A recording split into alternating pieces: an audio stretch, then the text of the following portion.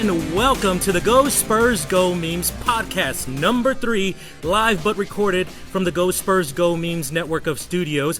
I, of course, are your host, Ray. Hope you guys are having a wonderful day out there. I am joined by my co-host, Sean. Sean, how you doing, buddy?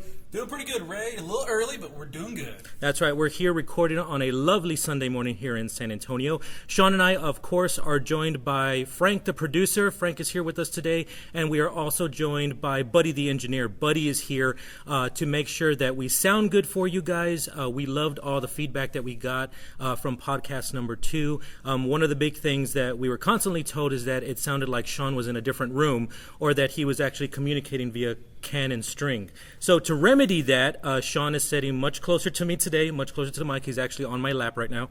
You're welcome. So, we are working on the audio. We are trying to remedy the things, but we are aware of it. Again, we appreciate all the feedback that we're getting. Comments, questions, you are more than welcome to email us at gospursgomemes@gmail. All right. So Sean, what's going on, bud? Man, Ray, not too much. Just enjoyed a really great Saturday edition of great college football. No kidding. There were some really great games last night. I know I stayed up till about 1 o'clock in the morning watching that BYU game last night where they did pull it out with a last-second Hail Mary again. So that was pretty fantastic. And, speaking of college football, let's kind of tell the audience how we're doing in our college pick'ems right now. So, yes, sir. Yes, sir. I'm proud to say that Team Sean, that is me, and then Team Buckley overall, my parents are both tied for third. And who's in second, Sean? I believe it's you, Ray. Yes, it's very, very true. I am in second.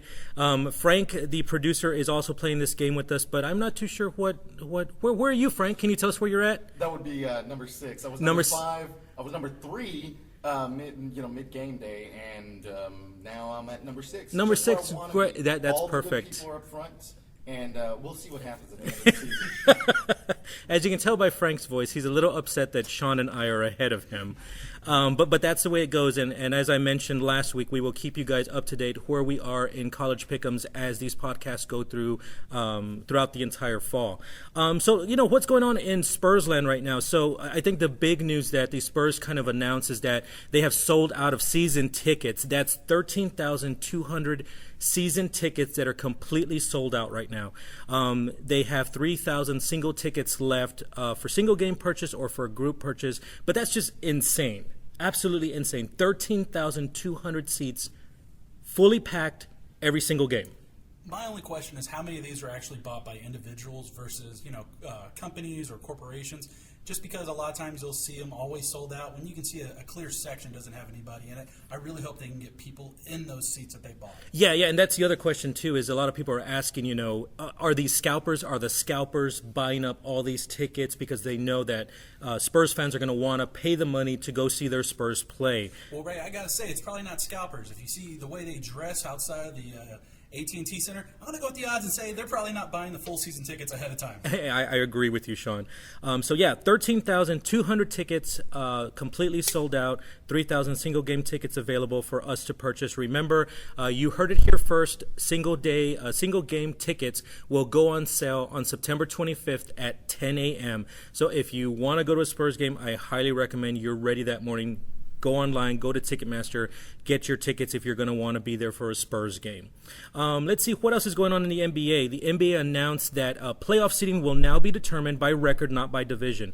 So the interesting thing about this is that if this rule was in place last year, the Spurs would have opened the playoffs at Memphis and possibly have met Golden State in the second round in the West. Who knows how the West would have shook down? Would Golden State even make it to the finals? Hard to say. Yeah, and that's the interesting thing is that, Memphis was kind of limping into the playoffs. I think if they would have gone up against a healthy Spurs team, I think the Spurs could have taken Memphis. Mm-hmm. The Golden State series, I don't know how that could have gone. Golden State didn't lose too many games at home, but one of them was against the Spurs. So, we have that psychological upper hand at that point. Right. So, it would have been completely different. And really, this rule change would have only affected teams in the West. It would have kind of reseeded Memphis, San Antonio, and Portland. Everyone else would have kind of stayed the same. But going forward, that's how it's going to be. The union representing the National Basketball Association of Players has signed a contract to sell its Harlem headquarters for $21 million. Crazy thing about that is that 6 times the worth of what they paid to get that building, which is on Lexington Avenue. in New York City. And what's going to end up happening is once that deal closes next year, they're actually going to move to Midtown Manhattan, have this beautiful facility with a court, locker rooms, conference center. It'll just be this awesome thing for the Players Association. The NBA has reportedly fined Markieff Morris $10,000 for publicly demanding a trade from Phoenix. And the thing is, that trade's not going to happen. Nope. It's not going to happen at all. Phoenix has no intention of trading him, but I wouldn't be surprised if the Suns are doing well by the time we get to mid-season break or right before the trade deadline that they do something with Morris. So we'll see what happens there. Of course, we all know Nike is taking over the deal to supply the NBA with their jerseys. Adidas is going out, Nike's coming in, and the Trailblazers and the Thunder have already talked with Nike about redesigning their logos. My thing with these two teams, Sean, though, is what do you do for a Trailblazer and what do you do for the Thunder? If you could almost do the same thing that they do for the University of Oklahoma. Both of them are pretty much, you just put them in a wagon. I mean, really, they're both in Oklahoma. I mean, what do we have to lose at this point? Yeah, I'm there with you. I could see that happening. Sean Kilpatrick, who previously had worked out for the Spurs, secured a training camp deal with the Pelicans. Matt Jennings signed a camp deal with the Nuggets. Free agent guard Dante Jones has agreed to a non-guaranteed deal with the Brooklyn Nets. The Cleveland Cavs have signed DJ Stevens also to a non-guaranteed training camp deal. Big news out of Cleveland, of course, is that LeBron has set up pre-camp workouts, I believe down in Miami or in the Caribbean somewhere, has invited all of the Cavs to come down to kind of get some workouts in before they go to camp. Free agent Tristan Thompson of the Cavs, who has not taken the qualifying offer, really wants a max deal, hasn't signed on a dotted line with the Cavs. He has already stated he will not be going to that pre-camp with LeBron. See, I think that's dumb, just because of two reasons. One, you're gonna practice, and not only that, but play with the best player in the NBA right now, I have to say. Right. And the other thing is, it's in Miami. Well, that's the whole thing is I'm sure LeBron's paying for it. He wants another shot at a title. He wants to get his team ready. Why wouldn't you go? Why wouldn't you go if you're committed to play with the Cavs? That makes no sense to me, but whatever. Rasul Butler has expressed interest in going to the Miami Heat, but New Orleans has come along saying that they're interested as well. So he's probably the most sought-after free agent there is right now. And, do you think Butler is interested in the Heat now that he knows that he can practice with LeBron right now? Because, I'm thinking right now, maybe LeBron doesn't know all the players on his team, and maybe I could throw on a jersey and maybe just go to Miami randomly and get picked up. Maybe so, Yeah, Sean. I think you could pull that off, especially with the beard. Yeah, it's looking more and more like Metta World Peace may return to the Lakers. He's been practicing at their compound in Los Angeles, working with younger Laker players and stuff. And, I'm kind of excited about this because Metta World Peace is just drama. Right now playing in China, he's wearing the tennies that have the pandas on them. I'd love to see him do that here with the Lakers. But, of course, think about it. Metta World Peace did help the Lakers win a championship. So, it's justified if he gets a contract with them. Well, the other thing about Metta World Peace is he's really done a lot in his in the recent past to try to, how do you say, just better his image overall. I know with his ring that he won that he auctioned it off for charity and actually donated the proceeds to charity. So he actually is trying to be a better human being from where he was. And you can almost tell because he's almost constantly smiling now when he's playing. It almost looks like he's having fun, like he realized how close he was to losing this great opportunity, and he's trying to make the best of it now.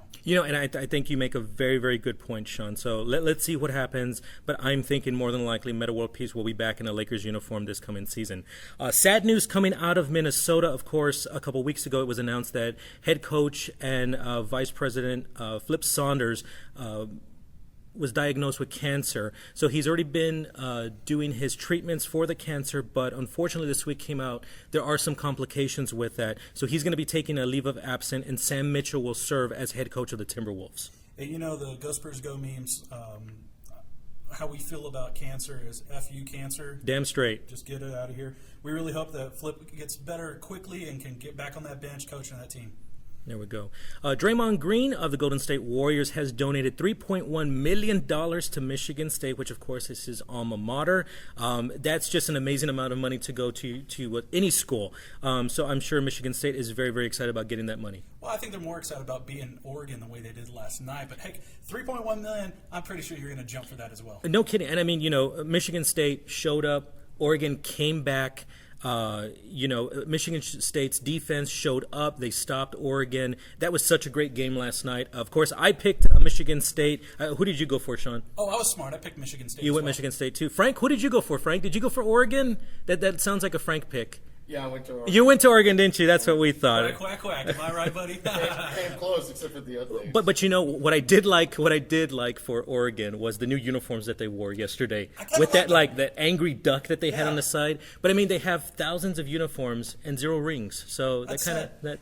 I'm also hoping that one day they'll just do the Daffy Duck yelling with his foot stomping in the air. That'd be a great idea for a helmet for them. But Michigan State's uniforms I liked a lot, and especially their helmets. Dude, that matte black helmet is freaking epic, and I think that's kind of the new thing right now are these matte helmets that they're doing. But Michigan State, the black matte with that green Spartan on it, just freaking epic, awesome. All right, back to basketball. Like we were saying, what else is going on? The Knicks, Carmelo Anthony. If the Knicks struggle, it is rumored that the Knicks will deal him away this coming season. And of course, think about the whole Carmelo decision that we had 2 free agencies ago. Everybody wanted to know, is he going to go to Houston? Is he going to go to the Lakers? And then eventually he said, I'm just going to stay with the Knicks. But who's he going to go to? That's the thing. It's like, think about it. The new CBA is going to start, so salary cap is going to increase. So potentially there's going to be a team that's going to be able to afford Carmelo. But it's probably going to end up being somebody like Portland that has room. And I really can't think off the top of my head any other teams that have the space to take him. Well, the last free agency cycle that he went through, the one team that honestly could have used him and he would have been really good for just because they need a scorer was Chicago. And at the time, Chicago was all defense. If they would have had Carmelo Anthony, that team would have been drastically different and I think much improved just because he is instant offense and that's what that team needs almost 90% of the time. Yeah, he's an amazing small forward. I agree with you there. If he would have gone to Chicago, I think he would have made a difference for the Bulls. I think the Bulls would have taken out the Cavs, and I think that the Bulls would have gotten back to the finals for the first time since the 90s. I also think that if Carmelo would have gone to Houston, he instantly would have changed the landscape in the Western Conference. You'd have Harden, you'd have Carmelo, and then, of course, you'd have Dwight Howard at center. And I just think that would be an awesome team. But the question with Houston is, could they gel? Could they gel enough to put together a playoff run to get to the finals? I don't think Houston would be likely just because of the egos that they have there already. You have Dwight Howard. He's the tallest and biggest baby I've ever known in my life. Right. And you also have James Harden, who's quiet, but you could tell he could probably be a prima donna in the locker room. How would Carmelo go in there? Is he going to bring all those, Yankees hats and everything else and start talking and bring Lala? Yeah, it's true. Yeah, that's another good question, too, is that, if Carmelo's in Houston, does Khloe Kardashian go out with James Harden or does she prefer Carmelo? There's a lot of drama that can happen there with the Kardashians. Oh, I like that. That'd be nice. So another big news this week is the Pacers acquired the Fort Wayne Mighty Ants of D-League. This was the last D-League franchise that was not owned by an NBA team. And the crazy thing is that the Mighty Ants were shared by 13 NBA teams that do not have their own D-League affiliate. That's similar to how the NBA was when the Pelicans, now the Pelicans, when they were going through their own ownership fiasco, that team was owned by the NBA. Yeah. So, obviously, if you haven't been to a D-League game, you should go, because if you've ever seen the movie Will Ferrell, not Tropic Thunder, what was it? All-Star. All-Star, that's right. If you haven't seen that movie... What movie's that? All-Star. That's the one, and it's the now defunct, was it ABA? ABA. Yeah, ABA. But he has like a big fro, he wrestles a grizzly bear or something in it. It has some talent. I really don't think that movie's called All-Star. I don't think it's called All-Star. Frank, could you look that up on your iPhone while Sean and I continue with the news? Buddy the engineer, please just keep checking out the sound. Thank you very much. You're interrupting the show. What do I get if I win? Respect. Yes, much If more you respect. win, you get respect. And you can join us on the fly when we do that in a little bit, okay, buddy? The main point I was trying to get across is if you haven't been to a D-League game, it is crazy because you can pay maybe $4 or $5 and you can sit 5-10 feet away from all these great players that are just about ready to hit the NBA. And the other great thing is you can see all the NBA players used to watch growing up. They're there either coaching or somehow in the organization. And you can tell who they are because they're the only ones in really nice, bright tan suits because that's all they'll wear. But it's a great experience, and you usually can go and a lot of times you'll see the dollar drink nights. you can have yourself a good time for about $20. Oh, we love those dollar drink nights, don't we, Sean? I think Yeah, that's it's how we met. fantastic. I believe so. Yes. Let's see. Tony Parker became the all-time leading scorer in the European Championship history by leading the defending champion France to a 69-66 win over Poland. Les Bleus are still undefeated. They did beat Turkey yesterday. They're, like I said, still undefeated, and they will play Latvia on Tuesday. Get your baguettes ready, Latvia, because Dr. Doom ain't going to help you win this. I'll tell you that right now. Wow, Dr. Doom. Okay, so I may be Bulgaria, but I'm going with kind of talking about Eurobasket and qualifying for the Olympics. Argentina and Venezuela have punched their ticket, and they are going to Rio. Ole. Yeah, so the current teams that are going to Rio are Brazil, the United States, Nigeria, Australia, Argentina. Those are the ones that are going right now, and Venezuela. Now, after Eurobasket happens, I believe there's 2 bids that come out of Eurobasket. But once that tournament is over, to qualify for the Olympics, there are 2 tournaments left. One is FIBA Asia that happens in China, and then the last one is the FIBA World Olympic Qualifying Tournament. The interesting thing about that is that any team that did not get a bid in any of the other tournaments will go to that tournament to get a bid to go to Rio. And that's the one you're going to watch, because this is a team all these teams are probably not going to be the most talented, but man, are they going to be scrappy. Yeah, it's true. Yeah, everybody wants to go to Rio, so that last tournament will be really awesome. I look forward to watching that just because Canada will be playing in it. Of course, Corey Joseph is with Canada. They missed out by losing to Venezuela, so they didn't get a bid, but Canada will go to that World Qualifying Tournament and hopefully get a bid to go to Rio because he was a former Spur. That's the only reason I care. I had no idea he was Canadian. Yeah. Really? At all. No idea he was Canadian. Well, he's Canadian, eh? Yeah. Let's see what else. So Commissioner Adam Silver says that the NBA draft lottery, I should say that again, the NBA draft lottery will not change for any upcoming season. I know that there was a lot of drama about the way that the draft lottery works. Same teams are usually there. I know that the Philadelphia Sixers were really against any changes to that system. Of course, there's a lot of rumors saying that the Sixers are purposely losing to get all these amazing draft picks. They have some great kids that are still injured, but when they all return, they're just going to have this elite young team. So the Sixers were one of the teams that were really against any changes to the lottery. And see, with the Sixers, they have 3 young, talented guys all over, I think it's 6'10". I mean, I don't know how they're going to play, because every time they have actually someone very talented come out of their draft, they'll trade them. Yeah. And they've done that before, and I don't know what exactly they're trying to accomplish. I don't know if it's because of the profit sharing in the league, because, I mean, this is similar to what the Pirates were in the early 2000s in baseball. They put together nothing for years, but they would make something like $70 million a year because of the profit sharing, because teams like the Yankees and the Red Sox would overspend so much. I don't know if that's the same situation with the 76ers. It is. The luxury tax, if there's teams that spend over, that luxury tax goes to the NBA, then the NBA redistributes that to other teams that are under the cap. So it's something kind of similar. I wouldn't say that it's dead on with what baseball does, but it is very similar.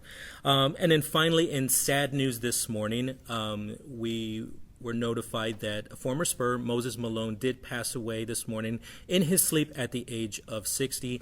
Moses Malone was a Spur for the 94-95 season, where he backed up David Robinson. He played for the Spurs in about 17 games. That year, I actually remember going to the game and with my father, and we were watching the game. It was the end of the first quarter. Moses had the ball 3/4 of the court. He underhand throws it, drops in. It was his 8th three-pointer of his career. I think at the time he played 20 seasons. Right. So I was able to see live Moses' 8th three-pointer ever made in the NBA, and I don't think he made another one after that. So no, and I think that was his final game too. If I'm not mistaken, that was his final game at all times. So I think that you're correct about that.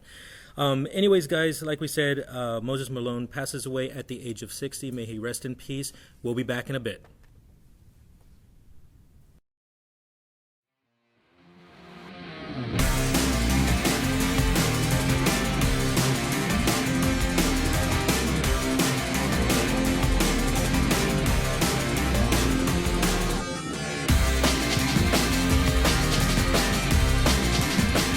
And we're back.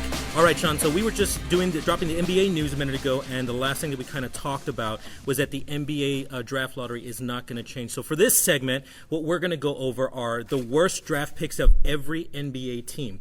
But first, we're going to go back to that interruption earlier by Buddy the Engineer, who said that the Will Ferrell movie where he played D-League basketball, was it ABA, I believe it was? Yes, it was. Okay, ABA, was called All-Star. And I said, I don't believe that's the name of the movie, but Buddy was 100% sure that the movie was called All-Star. So what did we find out, Sean? It's titled Semi-Pro, Ray. There you go. Thanks, That was Buddy. close. It was just 2 words at least. Yeah, okay, less talking, more listening. How are we sounding, Buddy? Are we sounding good? Can people hear Sean? Does it sound like Sean's in another room? Sounds like he's in another room. He sounds like he's in another room. All right. Oh, no. Well, we're gonna Sean, get closer. Well, not that Oh. close. Your beard's touching me now. I can tell you had tacos this morning. It's very true. I did potato and egg. Thank you very much. So, anyways, let's talk about the worst draft pick by every single NBA team. So Let's do it. let's start off with the Atlanta Hawks. Their worst pick was number 2 in 2005, Mr. Marvin Williams. He was actually chosen over Chris Paul and Darren Williams. Chris Paul showed a great amount of talent coming out of college.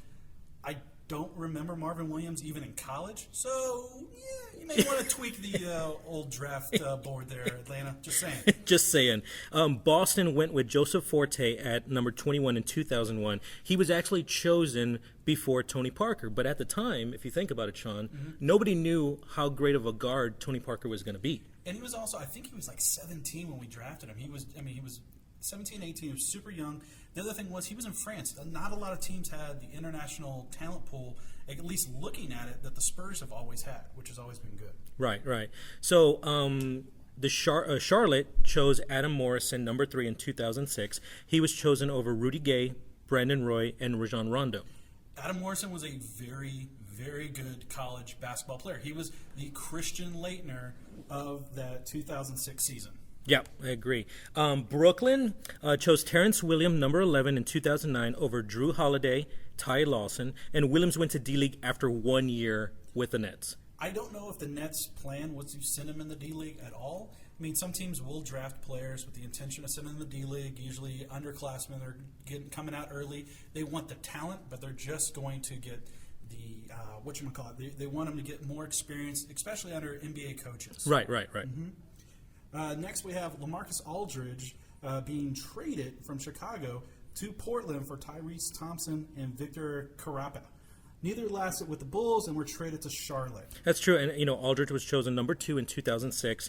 It was a big pickup for Chicago. But then Chicago just turned around, traded him to Portland, picked up who they felt were established NBA players, but neither one of them lasted, and they got rid of them. And, of course, Aldridge is now a Spur. And that's great. And you know what? I don't blame Chicago for trading because you had an unproven rookie coming out of a Texas system, which, the Texas system has produced NBA talent before, but it's not, it's not the pipeline that Kentucky or, even Louisville is. So Very true. I don't blame him for that. And then Tyrese Thomas was a very, very good player. He was. He really was. If you think about when that happened, you can kind of understand what Chicago's idea was. Little did they know that Aldridge was just going to be this amazing power forward that we're happy to say is now a Spur. And, Cleveland, we had Luke Jackson in 2004, LeBron the year before. He only lasted 4 years, and there were still J.R. Smith, Jameer Nelson, Al Jefferson, and Josh Smith on that team. Yeah, still available. And if you think about it, if they would have gotten any of those other guys, J.R. Smith is on the team now, but, an Al Jefferson or a Josh Smith to go with LeBron, you just make a better Cavs team. Easy. I think Al Jefferson would have been great because, again, from what I pointed out last podcast, there wasn't a lot of talent, especially in the big man role, and Al Jefferson would have been a great addition to that team. Right. Dallas, in 2006, with the number 28 pick, chose Maurice Auger. His career only lasted 82 games, but when he was picked, Steve Novak was still around, J.J. Barea, or Paul Millsap. Dallas could have gotten any of those guys. And, again, we're all looking at this, with rose-colored glasses after everything's said and done. But Millsap had a great amount of talent, and I'm surprised they didn't go with Millsap even then. Right. I agree with you. Denver chose Nicholas Schistville, number 5 in 2002. Right? I know. I'm sorry. Oh. I know I probably murdered that name. Right. Skitsville. No, it's not Villy. It's just Skitsville, isn't it? It's Skitsville. You're probably right, buddy. So number 5 in 2002, when they could have taken Amari Stoudemire. Amari Stoudemire was 18, but he was also Amari Stoudemire. He should have got picked before this. Yeah, young Amari Stoudemire, amazing old Amari Stoudemire. With the Clippers now, not so much. Oh, bless his heart. He's so sweet. Okay, now this is an interesting one. Detroit, they picked Darko Milicic, number 2 in 2003. He was second only to LeBron, but the Pistons could have taken Wade, Bosh, or even Carmelo Anthony. Now, the problem I have with this is Darko, he was a European player, and this Right. was right when Dirk was doing real big, and every team was looking out for that next Dirk coming out of Europe. The problem with that is you could have had Wade or Bosh or Carmelo Anthony. If I was going to pick anybody for Detroit, I probably would have went with Bosh. He was a big guy that could shoot from the outside, and he would have learned under Ben Wallace and Rashid, and it would only improve his inside game, which would honestly play out a lot better now. Yeah, and the crazy thing is that Darko Milicic, out of that 2003 class, he was the youngest person from that guy, in the first one, I should say, to win an NBA championship with the Pistons later that year. Oh, that's nice. Yeah, so that was pretty awesome.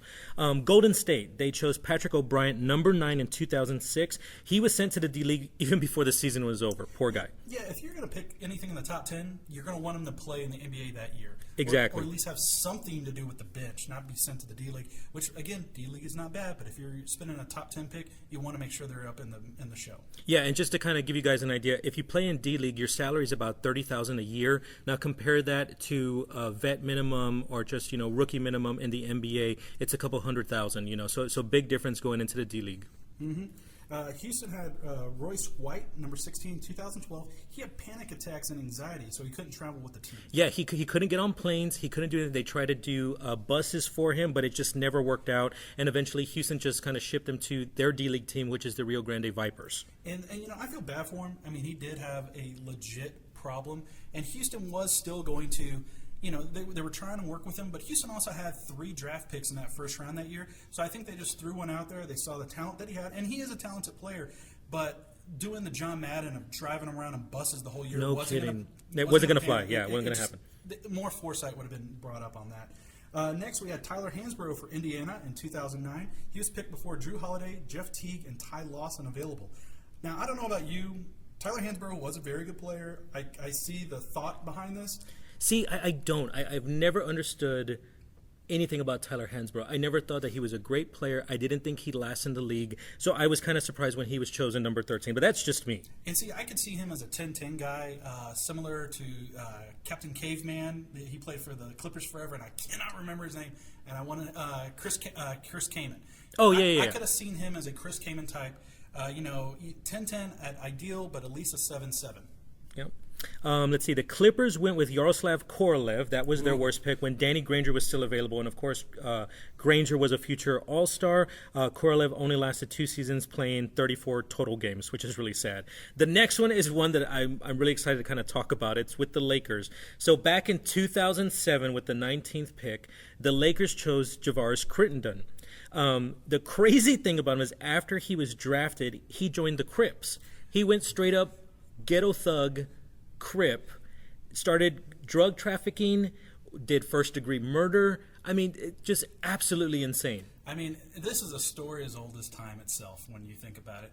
What doesn't happen to this kid? Exactly. I mean, exactly. This is meant for an HBO miniseries. This kid's life, and HBO, if you're going to use it as a miniseries, little Go Spurs Go mention. I'm just saying. Just saying. And the crazy thing is that this past April, here in 2015, he was just sentenced to 23 years in prison for first-degree murder, which is just absolutely nuts. That's the worst one, kids. Yes, it is. Mm-hmm. Memphis, Hassim Thabit, number 2 in 2009.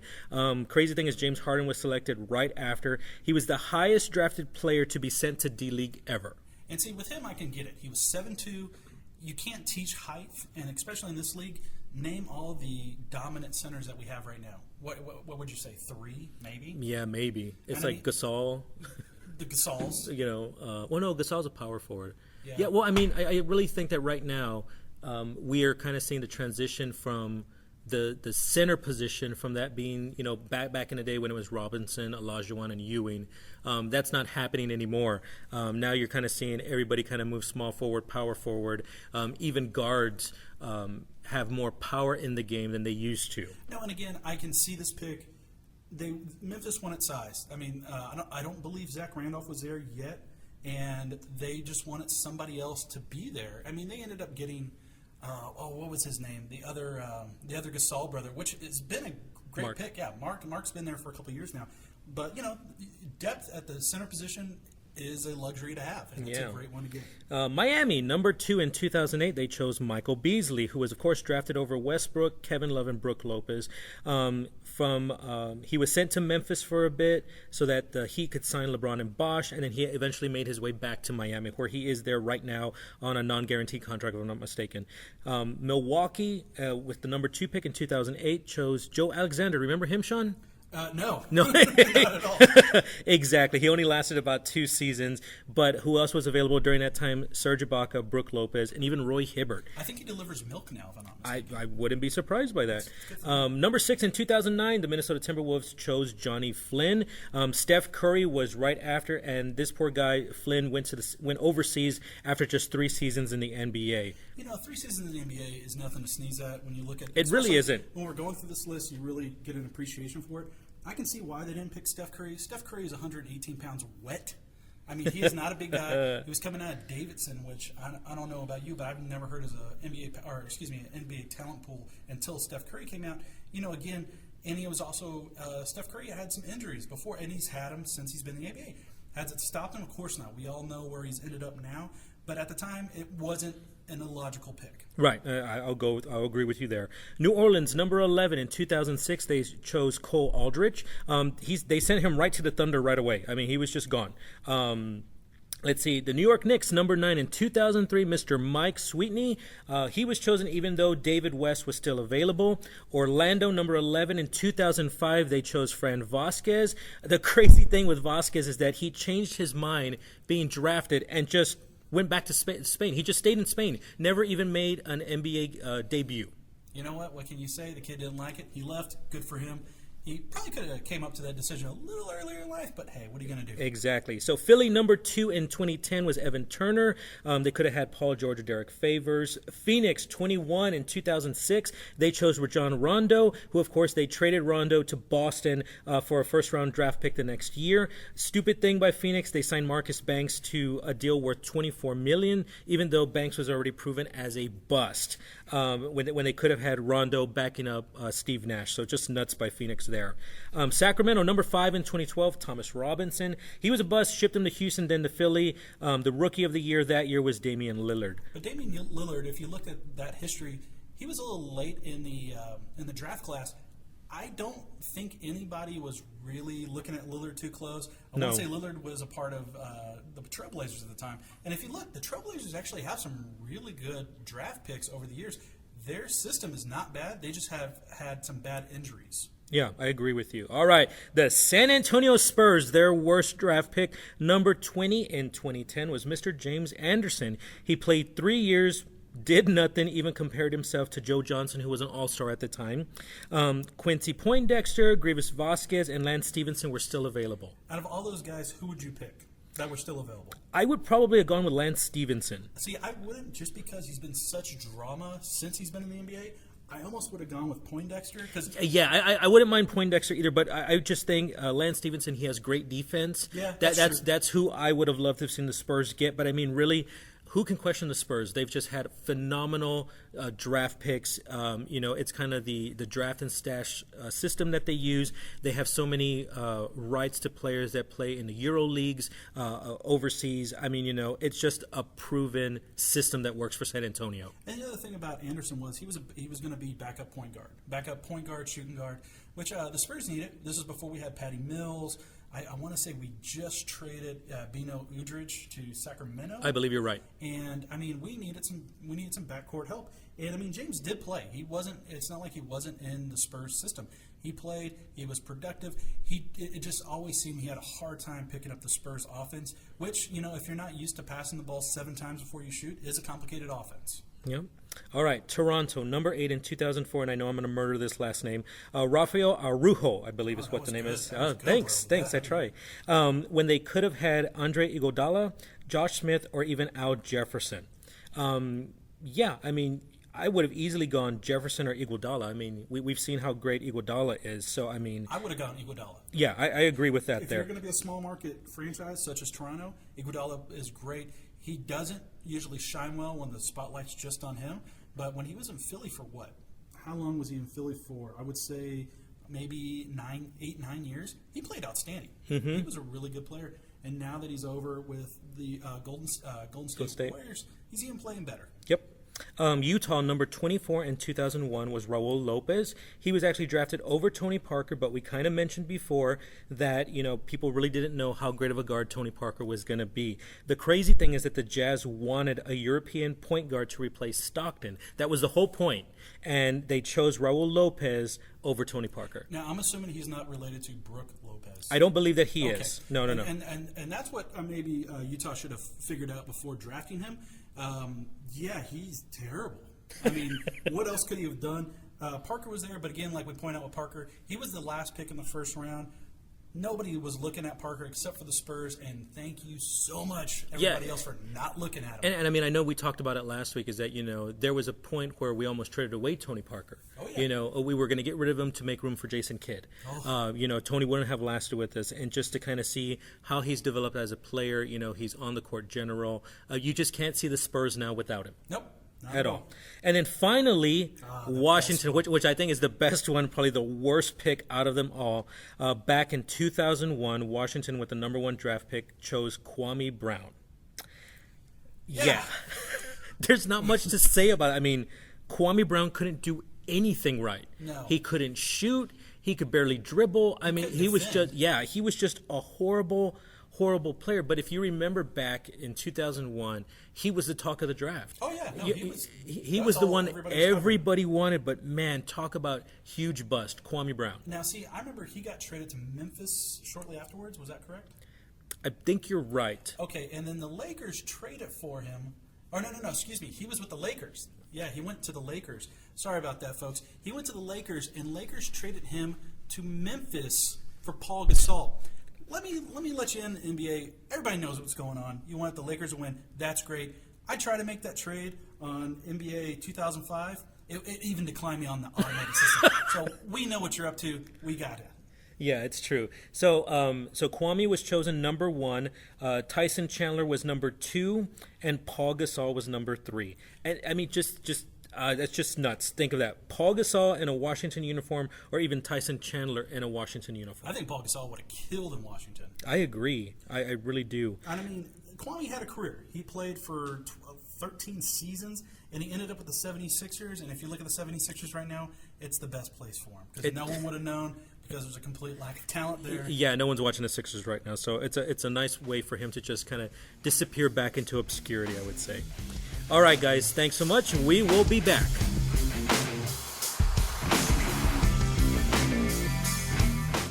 This is Mariachi Mujer Internacional, and you're listening to Go Spurs Go Memes.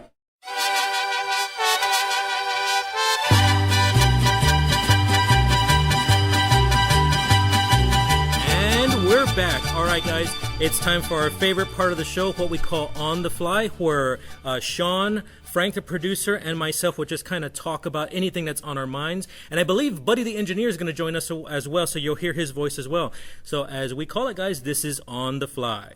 I'm just so excited that I get to talk now. It is kind of hard when Sean and I just keep yapping and yapping, exactly, isn't it? and all the gestures I make behind you guys. Well, guys, so, we've already passed Labor Day, which means officially summer is done. It's over. Time to put my white away. Am I right, guys? It's very true, Sean. Yes. My favorite thing about the summer, of course, is summer movies. So that's kind of what I want to kind of go into today, is everything that we kind of saw this movie, what we liked, what we didn't like, and we can also kind of talk about what's coming out next year as well. So in the month of May, the big release, of course, was Avengers Age of Ultron, that I absolutely hated. See, I am not on board with your criticism of it, but the thing is, I rather enjoyed it. I love Avenger films, mainly because I know what I'm getting into. I mean, it's just a whole lot of stuff that's happening on screen, beautifully done to the point where I just enjoy what I'm seeing. Now, story and everything else kind of runs flat a little bit, and the thing I will say is the fact that Ultron, I guess you would say the main antagonist of this movie, just reminded me a lot of Bender.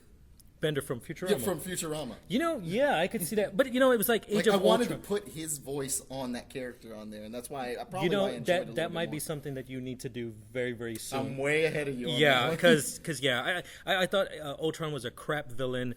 It wasn't Age of Ultron. It was Long Weekend of Ultron. I mean, it wasn't It wasn't anything great. They talked him up to be this great villain, and he was crap.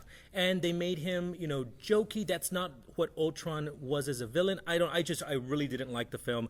I thought it was a waste of time. And I think that right now Marvel's at the point where they can just kind of slap a Marvel sticker on a flaming turd, and people will go by and see it. You know what I mean? would like to make I liked the movie. I thought the movie was fine. It was entertaining. I wasn't trying to fall asleep in it or anything.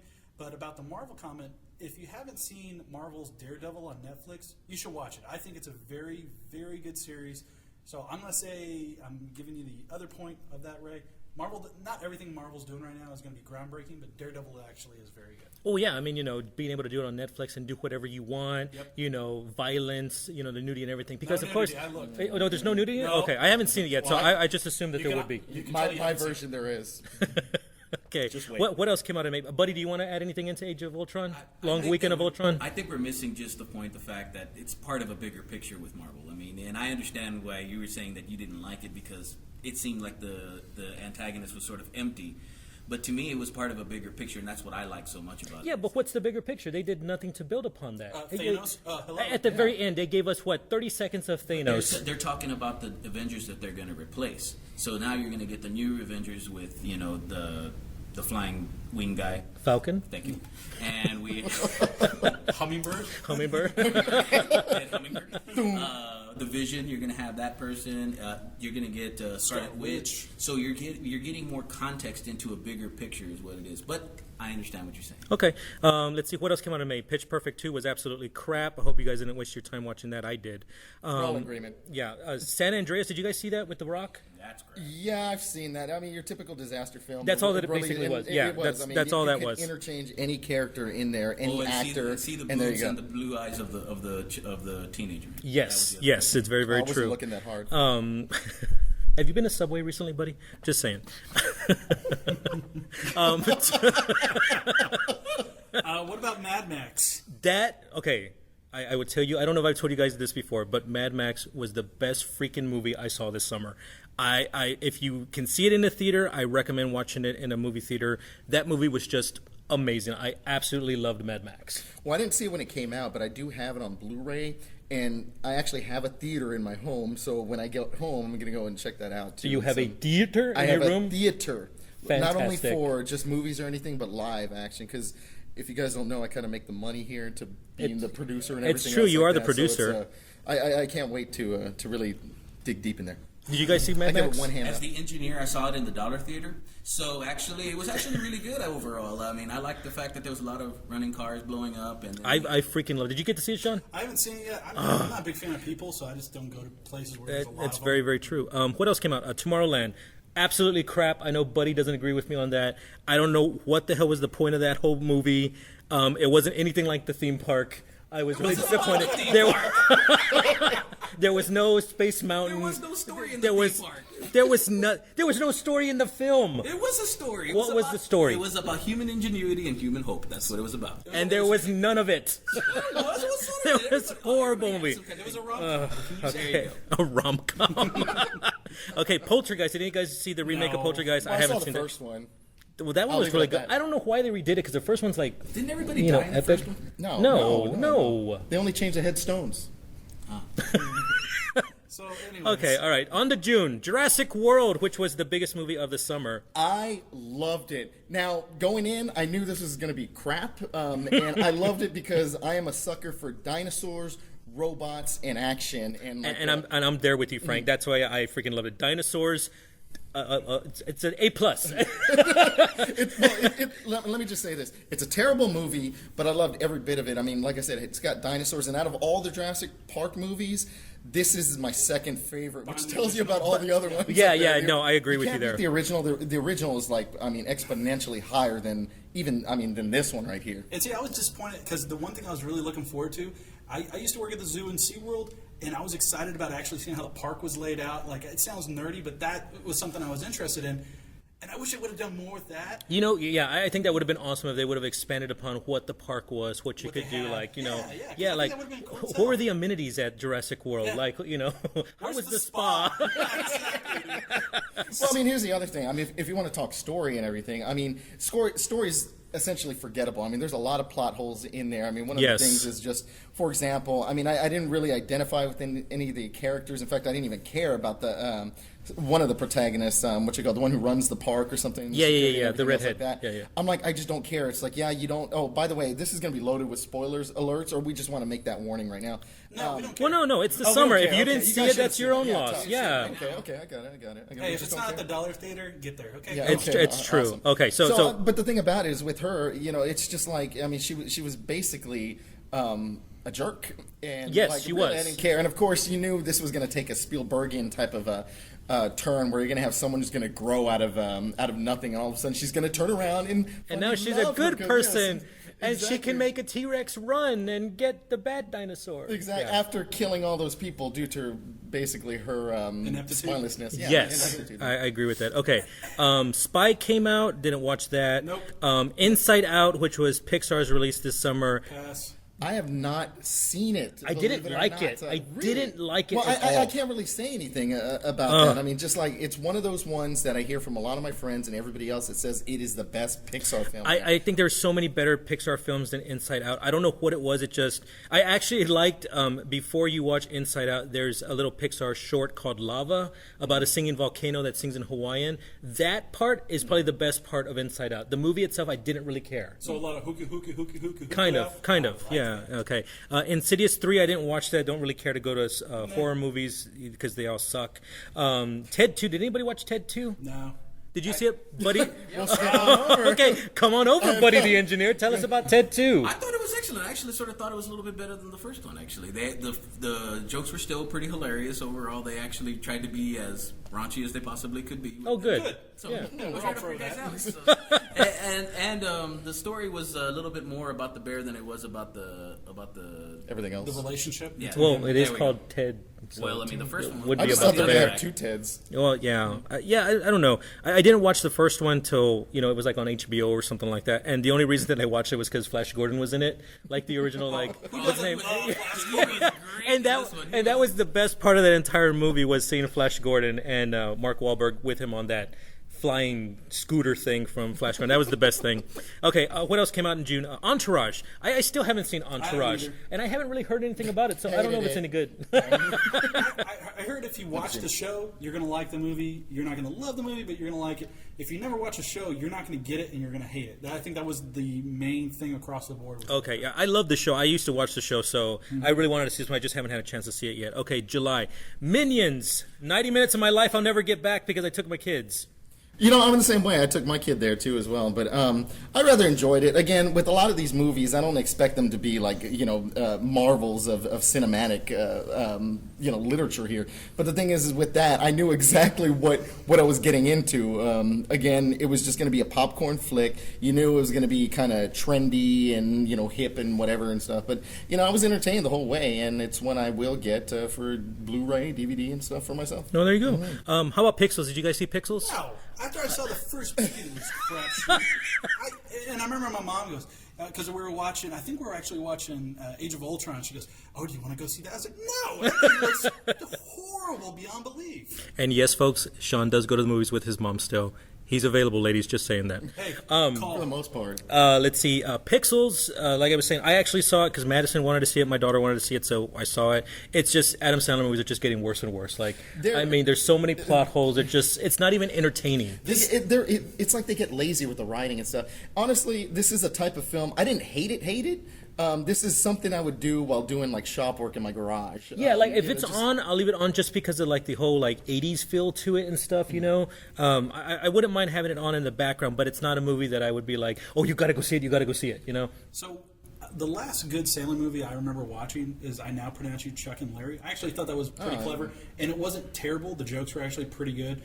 I didn't think that movie was that bad, and then Funny People. But outside of that, he hasn't done anything close to good in a long since Waterboy. Well, I mean, look at this. Yeah. I mean, they're going to be loaded with all of his friends, some music guy, Dave Matthews or something like that. It's just like and this more podcast. importantly, Yeah, it really is just like this podcast. Yeah, just wait and see.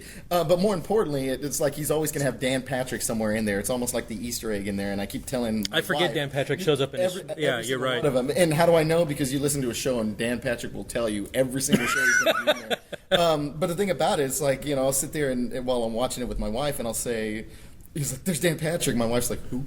Yeah, It really is, and I say that every time, and I guess she's just really not. Okay, Mission Impossible: Rogue Nation. Has anybody seen that yet? No. No, but I heard it's fantastic. I heard it's amazing, and I'm pissed I still haven't seen that yet. Ant-Man. Talk about crap, man. That was the worst freaking Marvel film I have ever seen before in my life. We're Daredevil? still in disagreement. You're going to disagree with me on that one? Yes. You're such a Marvel homer. I swear. Okay, what did you like about Ant-Man? Because I thought it was crap. It wasn't even about a superhero. It was about how dads and daughters conflict. That was all that movie was about. Did you feel like connection to that? No. Okay. No. Well, I mean, No, but that, I It's mean, okay it to was, have these problems. well, it was a glaring thought in that movie it was the conflict between Hank Pym and his daughter, was it Janet Van Dyne, something like that? Okay. The conflict between them, and then the conflict between Ant-Man and his little girl because they're divorced. Like, the parents are divorced. So he doesn't see his little girl a lot. So that was the whole driving force of the entire film. It wasn't really about Ant-Man and him being able to shrink or anything like that. he It was was about shrinking a lot in the movie, though. Yeah. Well, I mean, I don't understand what it is exactly that you hope to get from Marvel movies. Is that I- you want to get some dramatic masterpiece similar to what we're having I do problems not- with Adam Sandler. I do Like, not everybody want- expects like with dramatic masterpieces from these Here- guys. here's my- Truthfully, here's I'm my watching problem. It just to be entertained. And I'll tell you what it is. And I'll tell you what. Because Marvel is run by Disney now, Disney's marketing gives you over 50% of the film before it even comes out. So you already know everything about that film. So I'm sorry, if I already know half of the film and I sit down to see this film, I'm expecting more and I'm not getting more. That's why I'm disappointed with Marvel movies. But that's just me. Okay. Trainwreck. Speaking of Trainwrecks, the movie Trainwreck. I didn't get to see that movie. Sean, did you get to see that movie? No, but God, I wanted to. I know. Yeah, I really wanted to see that film, and I didn't get a chance to see it. Terminator Genesis. I actually didn't mind that movie. I didn't mind it either. I didn't mind it either, but I did think, like, towards the end when they kind of started messing with timelines and stuff, which is the whole point of Terminator, Right. I didn't like that for some reason, which is stupid of me because I'm like, that's the whole point of Terminator's timelines. I didn't understand exactly how the timeline got so convoluted that after a while it just seemed to make more sense just to like, why didn't you just snap Sarah Connor's neck and be done with it? As opposed Exactly. to me Just let her watching die run so we could be around for done 2 with hours this. And think about her as Daenerys from freaking Game of Thrones. That's the thing I was thinking about the whole damn time. Okay. Well, we're going to move faster through these, but think about this. I mean, all these movies that we've been mentioning right now, there are basically intellectual property that's been done before. Right. Jurassic Park, done before. Age of Ultron, done before. These are franchise, and that's exactly what they're trying to do with Terminator Genesis, is the fact that Bring it back. They're bringing it back. They want to sell toys. They want to sell the image. They want to sell everything. They want to sell the films before they actually make them. And that's what you're going to see up here. Again, we go on to August. Right. And, just real quick back to Terminator Genesis. I don't know if you got this, buddy, but I kind of felt that Genesis was basically Apple iCloud. That's exactly That's what it was. exactly what it was. I was thinking Tim Cook was going to take Yeah, over. that's so just so you guys know, if you let iCloud run your life, it's going to destroy the world. Let's see. And then the last thing in July was Vacation. I saw it. I didn't mind it. It wasn't anything great. Again, franchise. Yeah, again, franchise. Very true. August, Straight Outta Compton. I still haven't seen it. Have you guys seen it? Great movie. Yeah. I haven't. It's very whitewashed history, but it's very, very good. Yeah, that's what I've heard. No, I kind of got thrown off like the Sean. film when Sean actually told me what NWA means. You lied to me. Man from UNCLE. Didn't even see it. It got smashed by Straight Outta Compton at the box I office. heard it was good. Like, I didn't hear bad things about it. That's it, Frank. Did you see that movie? No, I don't know what we're talking about. Okay. And then I think the worst film of the entire summer also came out in August, and that was Fantastic Four. And that was just... Ray? I don't even know... I'm mad at Ray for not telling me this I, before. well, you didn't ask me. You just went and saw it. I would have told you not to go see it. It was a waste of money. But it's not Marvel. That's not Marvel. It's Fox. It's Fox. Yeah, remember, before Marvel Studios started and everything like that, before they had money, they had to sell the properties to their most popular properties. They had to sell those off. So X-Men, Fantastic Four, Spider-Man all belong to other studios. Yeah. So while they have the little Marvel sticker there, they're not run by Marvel Studios. It was completely 20th Century Fox. The one thing I thought to myself is, God, I never wanted to watch 4 people die so badly in my life. Yeah, it was just, and was it just me? But like, it actually started off pretty good. But when they actually get their powers, it sucks. Like, Yes, exactly. it goes completely It's like, down. look, I'm a stretchy guy. Now I'm going to run for my life. Okay, and then of course, so that's basically all the films that came out this summer That we cared about. That we cared about to kind of mention, I guess you would say.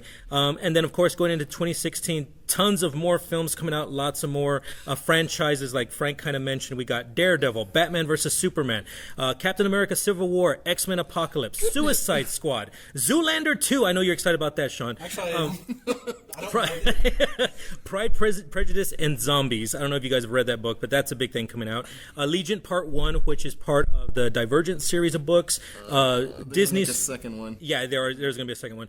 Disney's redoing The Jungle Book. They're redoing Friday the 13th. They're doing a live animated Angry Birds, which I don't know what the point of that is. I think we all learned our lesson from Battleship. No shit. It's very true. Jesus. Really? Did you really, buddy? I did.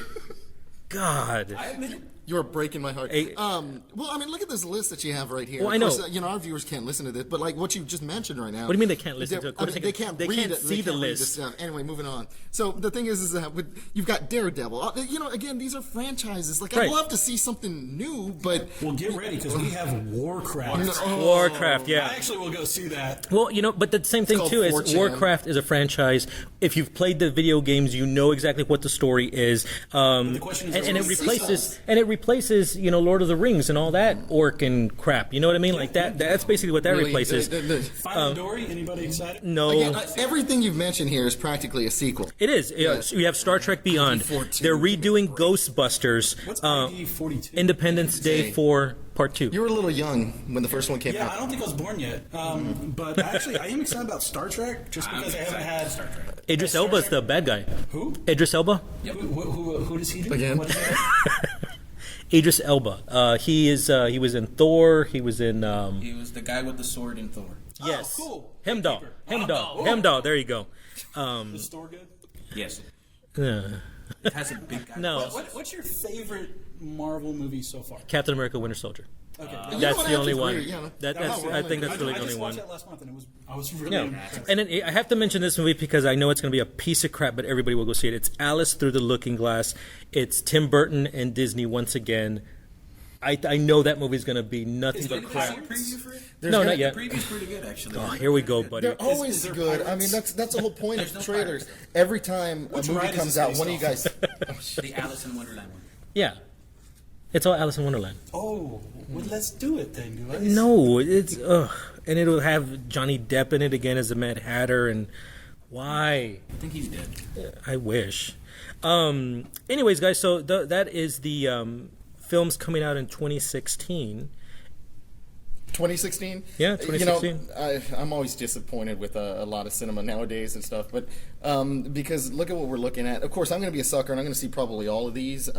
We all will. Ghostbusters, Star Trek, Finding Dory, Teenage Mutant Ninja Turtles 2. I'm probably going to see that. Hey, but they're in Turtles 2. They're going to do Rocksteady and Bebop. Okay, well, the thing about Turtles Well, 2, How can you say no to that? I will see Turtles 2 after I've seen Star Trek if it's open in the next theater. I think Ninja Turtles is first, and then it's Star Trek's towards August. That's great. I mean, Don't care. I am actually kind of excited about Zoolander 2. If you ever get super drunk and it's on TBS, it's a pretty funny movie. That's true. And the curious thing is that the weekend Zoolander 2 opens up is the same weekend that Deadpool opens up.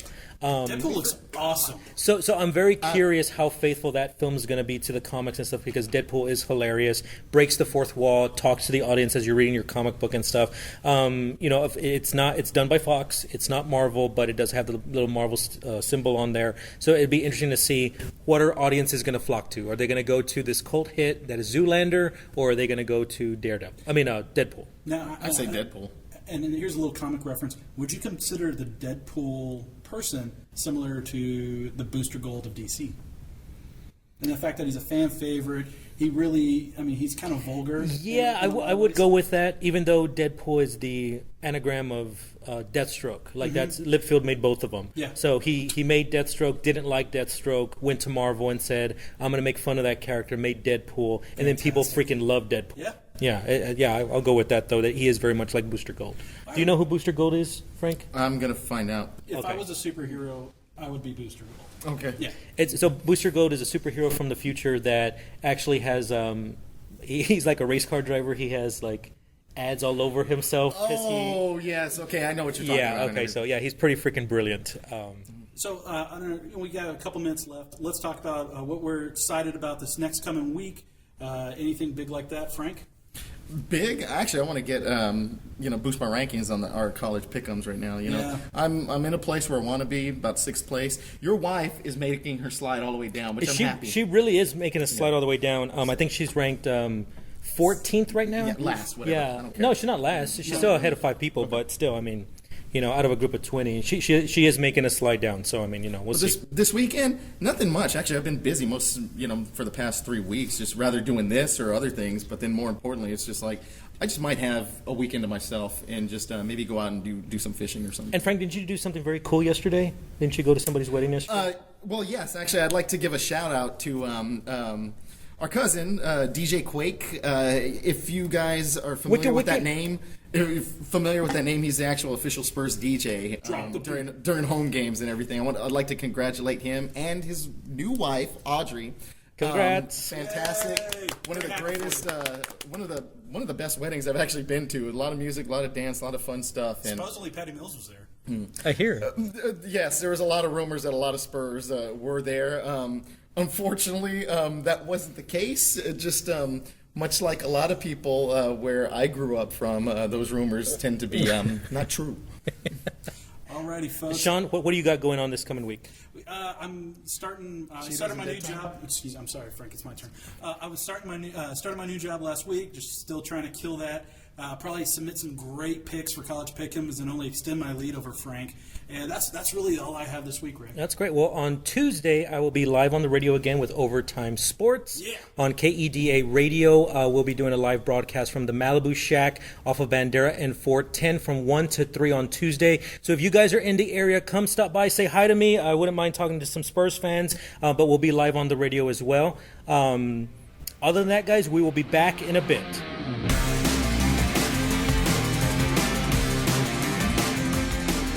And now we've come to the end of podcast number 3. Of course, I'd like to say thank you to my co-host, Mr. Sean, producer Frank, who is here, making deals for us and making sure that we can be on the airwaves. And of course, to our friend Buddy, the engineer, that is making sure that we sound crisp and clear on this podcast. Thank you guys so much. Also like to give a shout out to my wife.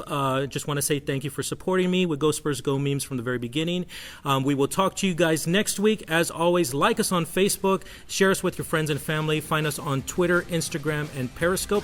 And of course, our podcasts are live on iTunes now, SoundCloud, and Blogger. Talk to you guys next week. Bye. Go Spurs, go.